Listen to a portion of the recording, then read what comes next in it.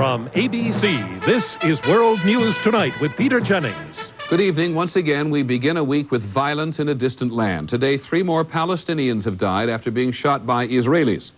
5 weeks after these Palestinian demonstrations against their occupiers began, 5 weeks after the Israeli defense minister said it wouldn't last, it goes on. And it is just as intense, if not more so.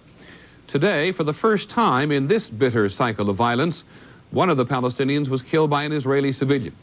In the occupied territories, ABC's Dean Reynolds.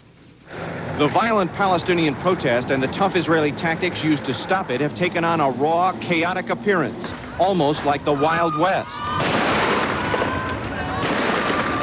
These are army reservists and prison guards escorting a busload of fellow Israelis out of hostile territory in Gaza City this afternoon. Firing repeatedly with submachine guns, they cut their way past rock-throwing youths, harassing them from afar. As the shooting continued, an Israeli television crew was told to stop filming or they'd be shot. Moments later, a shot was fired toward the ABC News cameraman recording this scene. It did no harm. Israeli forces are permitted to shoot live ammunition in life-threatening situations. Later, a Palestinian wounded in another confrontation was dragged by soldiers to an ambulance. The army said he had a bullet wound in the stomach. Palestinians were even attacking Palestinians today, punishing workers for going to jobs in Israel. Elsewhere, makeshift roadblocks, protest fires, and more stones faced the Israeli military that's been rolling into the city in ever larger numbers. The army presence here in Gaza has doubled and then tripled, but instead of suppressing the trouble, the problem appears to be intensifying.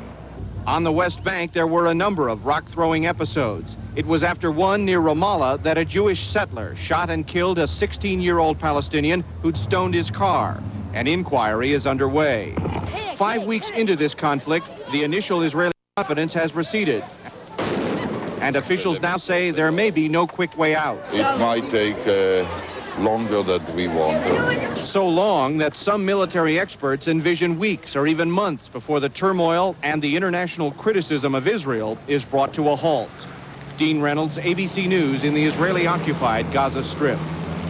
If you look at these demonstrations and confrontations from thousands of miles away, they seem to be made up at times of faceless Palestinians opposed by equally faceless Israeli soldiers.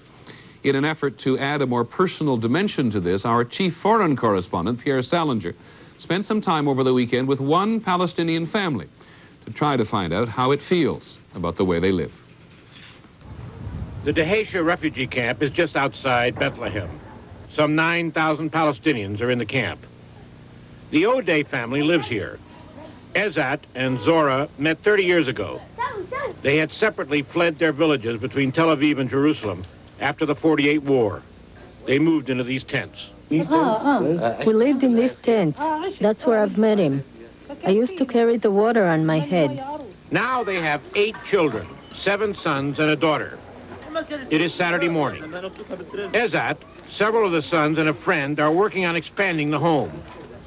Ezat showed me his work permit, which must be renewed every 3 months. He is part of a construction team in Jerusalem, where he works for an Israeli firm. He earns about $17 a day and pays about a third of that to the Israeli government in taxes. That's not enough money to take care of 10 people.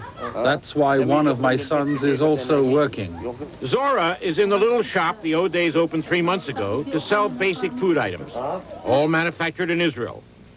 In a day, she says, she sells about 10 Israeli shekels, $7 worth of goods. 2 of the sons, Sammy, 17 and a half, and Imad, 19, showed me the view from the roof. They also told me the story of their arrests in December of 1986. Around midnight, the soldiers surrounded the house. 2 soldiers knocked at the door. They looked at the ID card. They were looking for me. They accused me of throwing stones and participating in a demo. Sammy spent 6 months in prison. Imad was arrested too on the same charges. He spent 35 days in jail. He is worried the soldiers will show up at night again. For 3 months now, I don't sleep in the house. Both boys deny they participated in demonstrations. Even if they had, they would not have any interest in admitting it publicly. And Sami supports the current confrontation. They're excellent demonstrations. It's a chance to express yourself. We were just about finished visiting the family when a demonstration broke out at the other end of the camp. Young Palestinians were hurling rocks, and the Israeli soldiers were shooting rubber bullets. When we came out of the camp, an Israeli military officer blamed us for instigating the riot, even though it took place far from where we were filming. Quiet returned to the camp, and the Odeh family sat down for a simple lunch. On Sunday morning, Ezat Odeh left at dawn for his job in Jerusalem. It is an irony that while this violent confrontation is going on between Palestinians and Israelis, there are Palestinians who cannot survive without working for Israeli companies, and there are Israeli companies that cannot function without Palestinian workers. Pierre Salinger, ABC News, in the Israeli-occupied West Bank.